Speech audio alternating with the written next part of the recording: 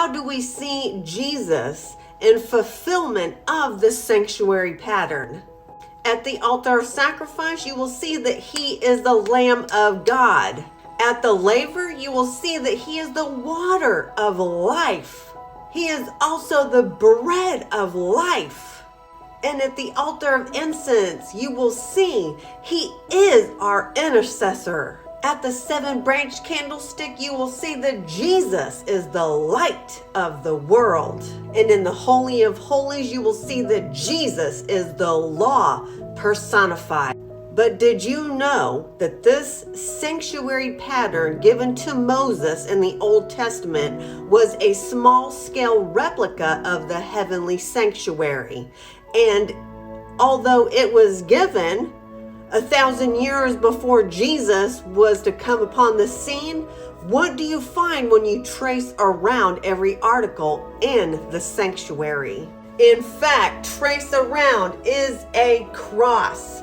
1,000 years, God gave us this pattern that we may see.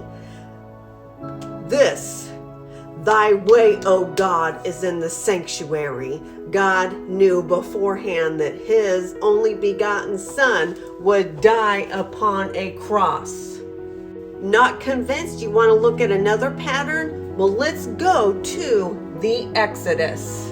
And before the children of Israel were led out of Egypt, they had to get a lamb and put blood over the door as the Passover, which represents the altar of sacrifice, and that's Exodus 12. They then went through the Red Sea. They were baptized, symbolizing the laver, and that's Exodus 14. To represent the table of showbread, God rained down manna, and you find that in Exodus 16. It bears noting that Friday was the only day that they could gather for 2 days, and the manna would not spoil. That would give them enough for Friday and Saturday, the Sabbath.